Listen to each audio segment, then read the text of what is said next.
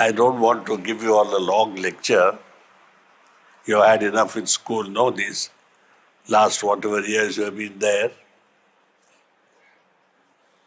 Many of us leave school and later remember it with mixed emotion. Isn't it? Or you will experience it. Mixed emotion, some of it good, hopefully not much bad, resulting from some ill treatment you had from your teachers or some such thing, you know. I remember when I was at school, I had a teacher who was supposed to be teaching English. It was a British school, what would be called a public school. And I have never forgotten this, though I would love to forget it. There was something about one word, you know,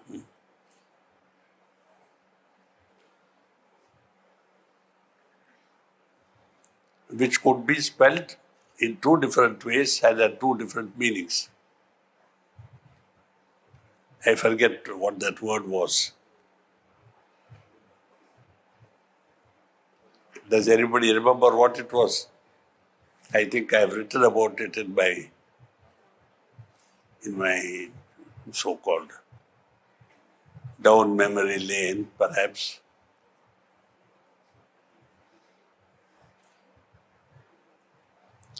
He challenged, when he misspelled it, I said, sir, this is the correct spelling. He said, shut up. Next day, I made the very tragic mistake of taking a pocket Oxford dictionary and showing it to him. He became my enemy for life. Yeah, how dare you challenge a teacher, you know? He thought he must always be right. I said, of course you must always be right. But you can't be right when you're wrong, isn't it? So such memories, you know, they rankle. It has been part of my life, much to my annoyance, because I would have liked to have left it long back behind. I've been carrying it with me for about 70 years, can you imagine? That is what teachers should realize when they create bad memories. They last longer than good memories. I hope you had a lot of good memories created here in our school. And that education is not all dull learning, but there's a lot of fun to education too, as you will realize later when you put your education to use. It's all right, when we are taught that 2 plus 2 is 5. Is it? 2 plus 2? Well, why don't you say so?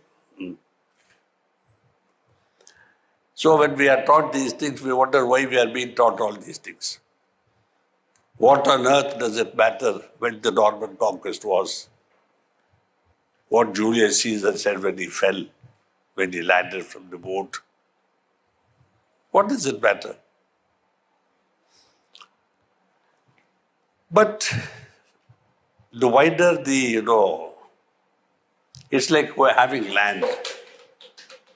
If you own a property 12 by 4, it's very small. If it's 12 by 40, it's big. If it's 1200 by 400, wow, no? Now we can ask you, what do you do with a house with 6 bedrooms?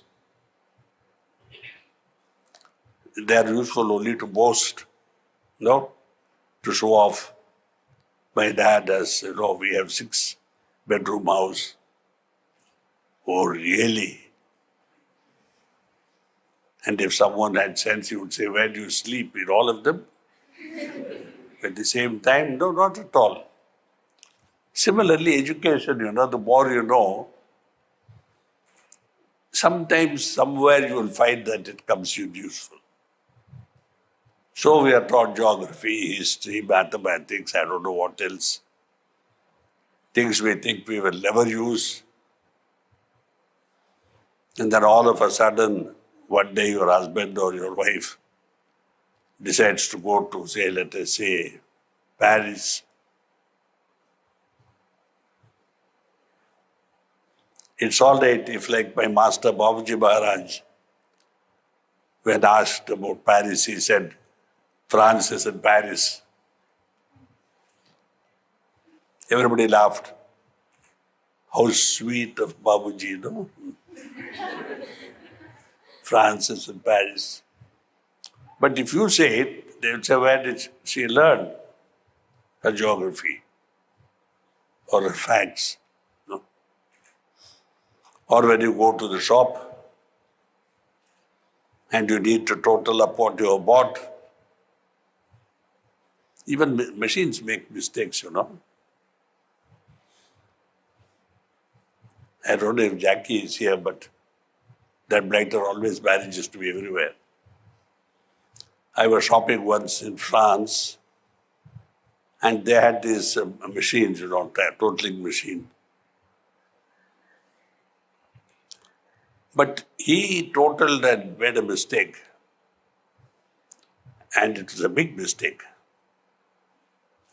It was almost 20% of the bill. So, in Europe, it's not polite to point out mistakes.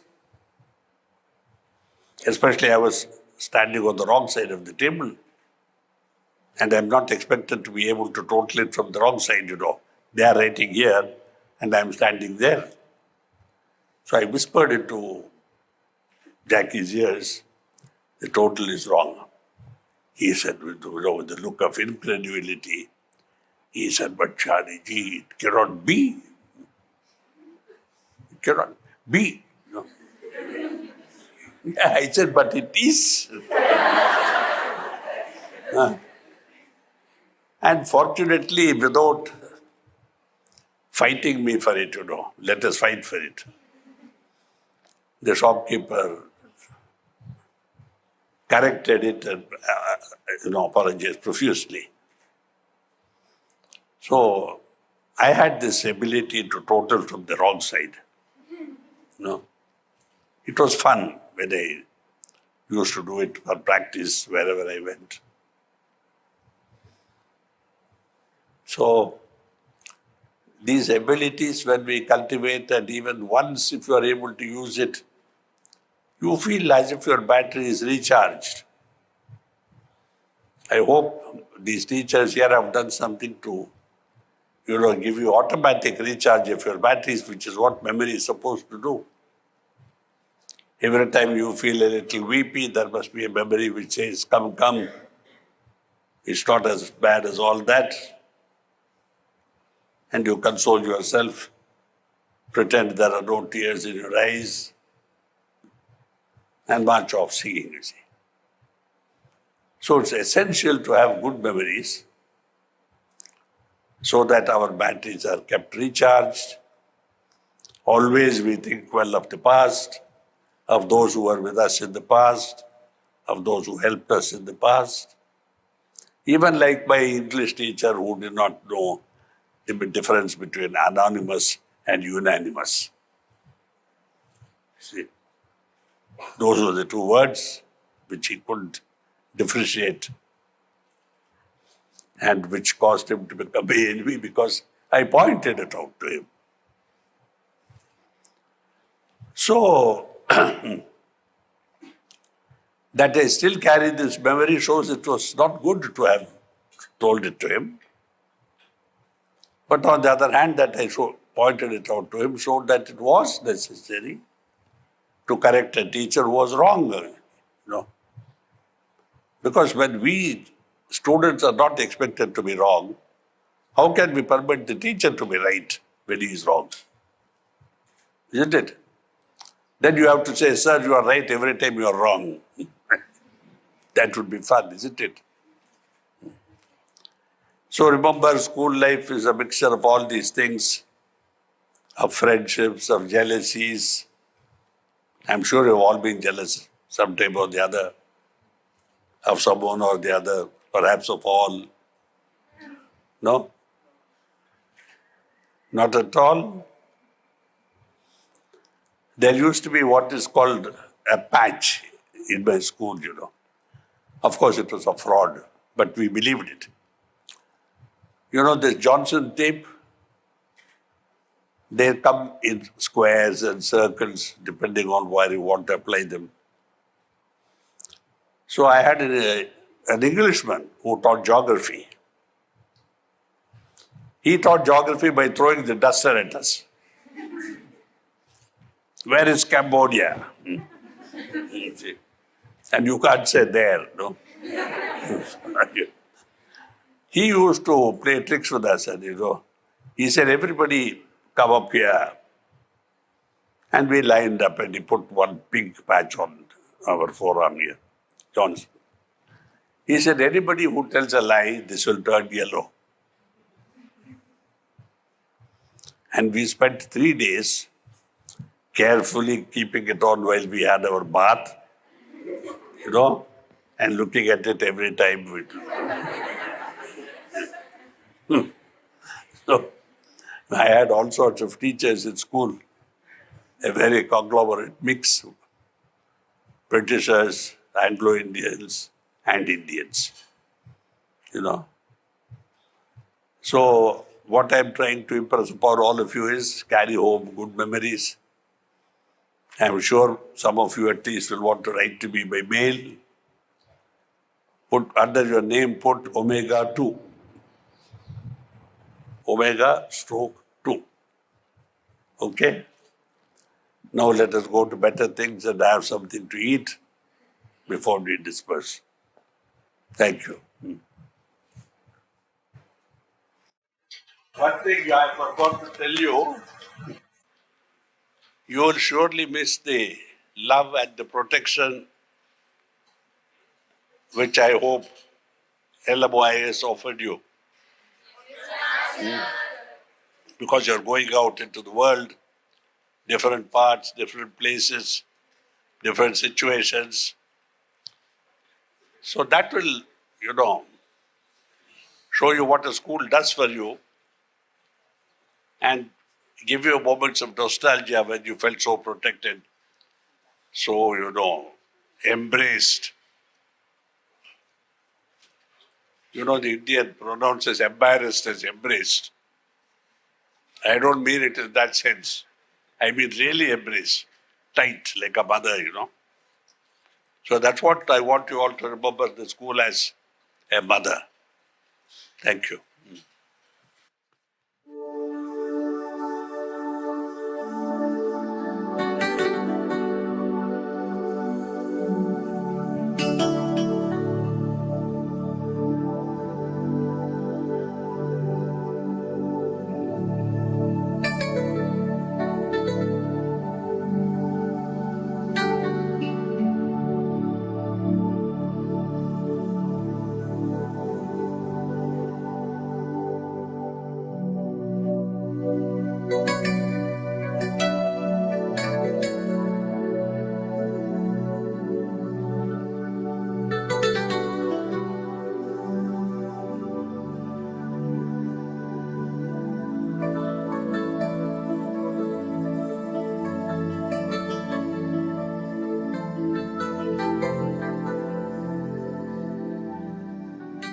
Good evening, everybody.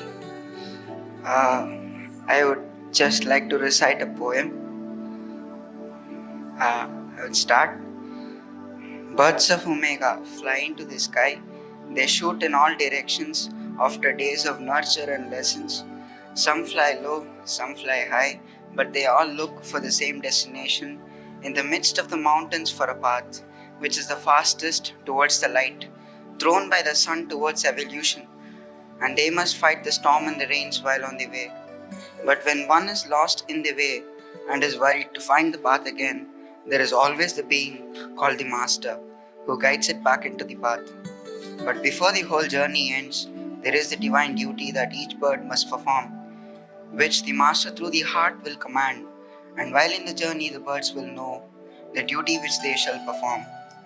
Birds of Omega fly into the sky, and they await the revealing of their destinies. When they will know the fruits of their lessons, they will share it with the world.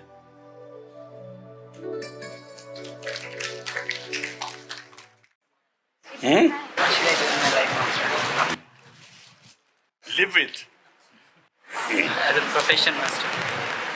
Live life and professions and everything. They're parts of it. No? क्या बात?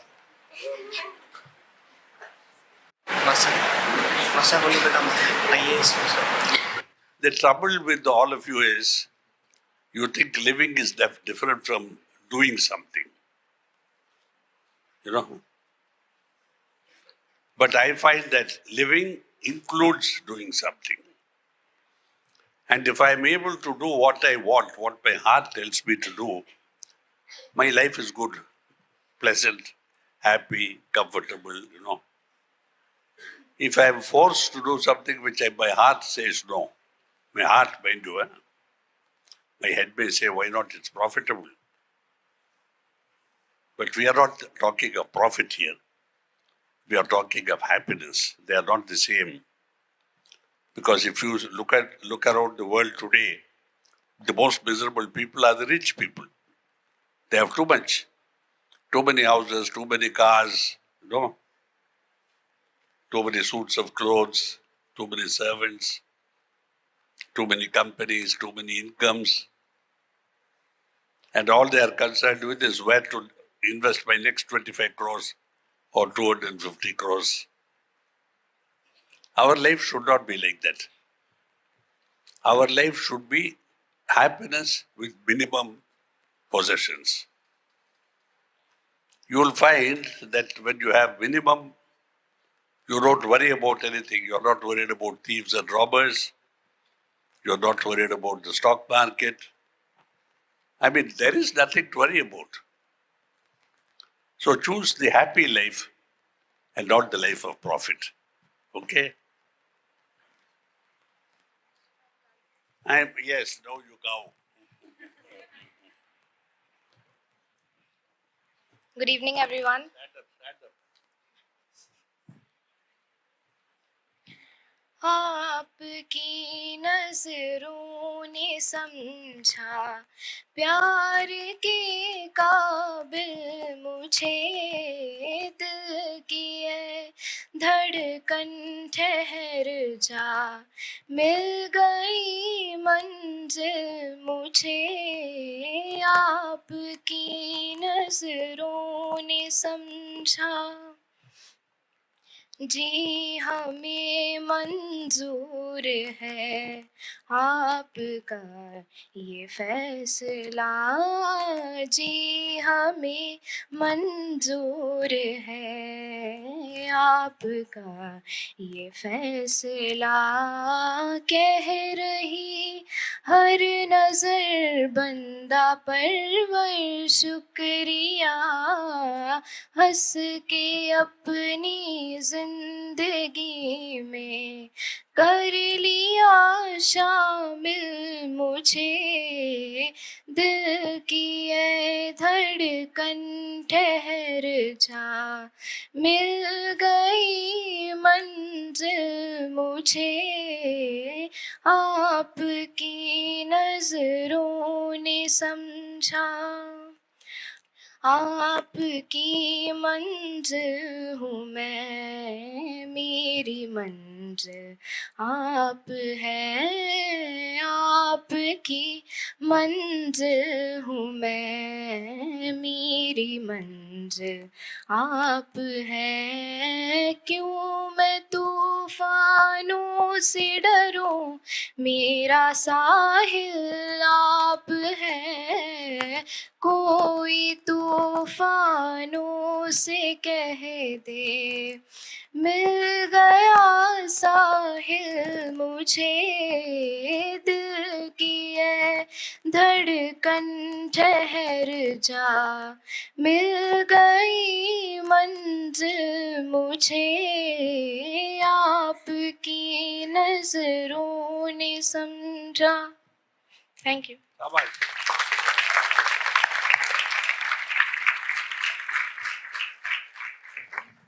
So on that note, I will say great things for you in your life. Thank you, Master. And lots of happiness, good health, and wisdom. Okay?